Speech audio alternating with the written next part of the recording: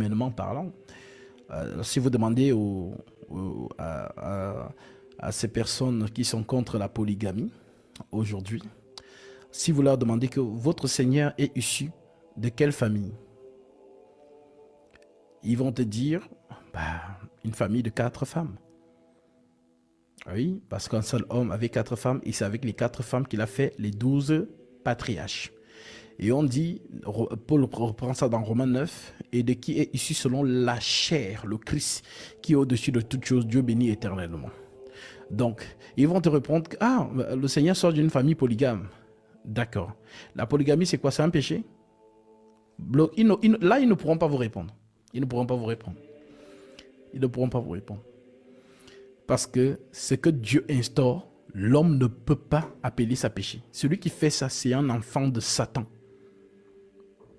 Donc, le premier à parler de la polygamie dans les Saintes Écritures, c'est Dieu lui-même. Je donne encore un verset plus explicite.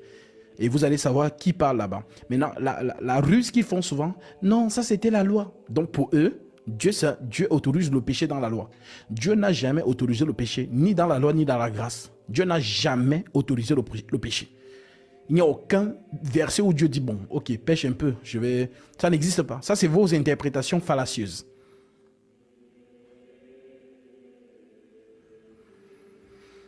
Deutéronome 21, verset 15.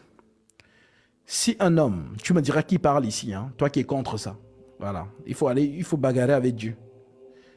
Voilà. Si un homme qui a 2 femmes, qui parle ici? Deutéronome, c'est la Torah.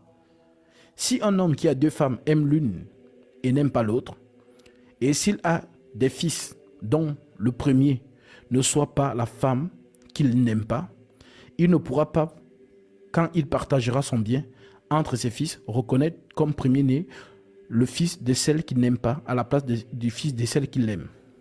Le fils de celle qu'il aime à la place du fils qu'il n'aime pas, et qui est le premier-né. Mais il reconnaîtra pour premier-né le fils de celle qu'il n'aime pas, et il lui donnera sur son bien une portion double, car ses fils est les premiers de sa vigueur, le droit d'ânesse lui appartient. Donc, vous allez dire quoi ici? Hein? Les contre la polygamie là. Vous allez dire quoi ici? Venez détruire cette écriture. Je vais voir comment vous allez faire ça. Venez la détruire. Venez dire que cette écriture c'est un péché. Venez, on vous attend. Ne jouez pas avec Dieu. La Torah, c'est la Torah. La polygamie n'est pas une loi. Elle n'est pas une loi. C'est un principe que Dieu met en exergue pour un homme qui souhaite prendre une deuxième épouse. C'est la Torah qui le dit.